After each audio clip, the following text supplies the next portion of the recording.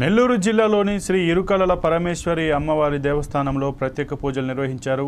కనుమ తొలి పొంగలి అమ్మ సన్నిధిలో మొదటగా ఉభయకర్త ఇరిగేంద్ర చేతుల మీదుగా జరిగింది. అమ్మవారికి మేళతాళాలతో పల్లకి సేవ చేశారు. ఎండోమెంట్ అధికారి శాస్త్రోపేతంగా పూజలు నిర్వహించారు. ఏ గ్రామానికైనా ఏ జిల్లాకైనా ఒక గ్రామ దేవత ఉంటారు.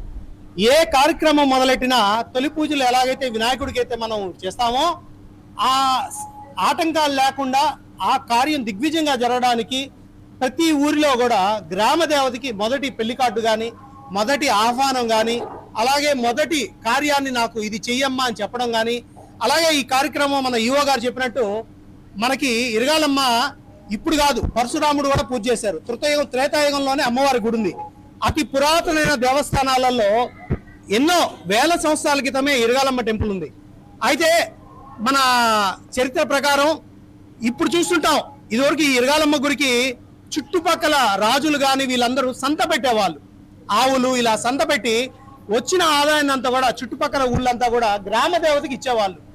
కాలక్రమేణా మన చరిత్ర వల్ల కావచ్చు, ఇంకో కన్ను కావచ్చు, కొన్ని కార్యక్రమాలు మనం చేయలేకపోయాం. అటువంటి కార్యక్రమాలు ఈఓ గారు నిన్నటికి నిన్న అనుకున్నారు, మొన్న అనుకున్నారు. ఈ కార్యక్రమం మన గ్రామ దేవతకి ఎందుకు చేయకూడదు, ఇలా ఎందుకు చేయాలి, ఇది ఎలా చేయాలి, ఇది ఆల్రెడీ ఈ ప్రాసెస్ అనేది నాకు తెలుసు. అంటే ఇలా అమ్మవారికి పొంగలు పెట్టడం, అలాగే మనలో భాగంగా గోమాత లేని మనం లేవు. చంటి పిల్లవాడు పుట్టిన మొదలుకొని మన పెద్దలు ముసలి వాళ్ళ ఏదా కూడా ఆవు పాలు కానీ అలాగే ఆవుతో అంటే అన్ని దేవతలు నిశ్చితమైన గోమాతని మనం ఇక్కడ గుళ్ళో గోమాతతో పూజ చేయించు. అలాగే గొబ్బెమ్మలు, గ్రామ దేవతకి ఎంతో ఇష్టమైన గొబ్బెమ్మలు, అలాగే తొలి పొంగలి ఏమైనా శుభకార్యాలు చేసుకుంటే మనం ఫస్ట్ గ్రామ దేవతకు పెడతాం. అటు తొలి పొంగలి నాకు తెలిసి 20 సంవత్సరాలు చూస్తున్నాను. మొట్టమొదటిసారిగా ఈవో గారికి ధన్యవాదాలు చెప్తున్నాను. అమ్మవారి గుడి లోపల ఇలా పొంగలి పెట్టడం నాకు చాలా సంతోషంగా ఉంది. ఆ ఈవో గారిని అడిగాను నేను, ఈవో గారు నన్ను ఎందుకు వచ్చానంటే, ఏమయ్యా మేము అనుకోగా నువ్వు వచ్చావు, అమ్మవారి గుర్తులో భక్తులో ఎప్పటి నుంచో ఉన్నావు, అమ్మవారి ఆడియో క్యాసెట్ కూడా నువ్వు చేయడం జరిగింది. ఈ కార్యక్రమాన్ని మొదటి సంవత్సరం ఈ సంవత్సరం చేస్తాము. ప్రతి సంవత్సరం కూడా ఇంకా గొప్పగా చేస్తాం. అంటే సమయాభావం లేనందువల్ల 2 రోజులు అనుకోబట్టే ఇంత గొప్పగా చేసాం మనం. నెక్స్ట్ ఇయర్ ఇంకా చాలా గొప్పగా చేస్తాం.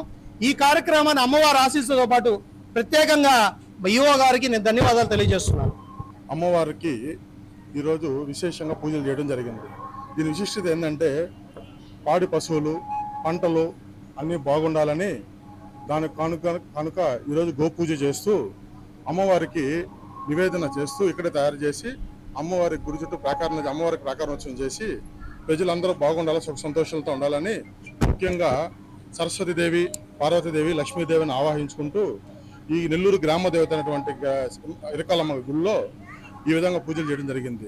శ్రీ కల్పగిరి రంగనాథ స్వామి వారు, అదేవిధంగా రాజరాజేశ్వరి అమ్మవారు, నవాపేట శివాలయం తెప్పోత్సవం, బోరవేట ఉత్సవాలు కూడా మన నవలాకుల గార్డెన్ బంగ్లా తోట నందు సాయంత్రం ఈ అందరూ దేవతామూర్తులందరూ అక్కడికి వేంచేస్తారు.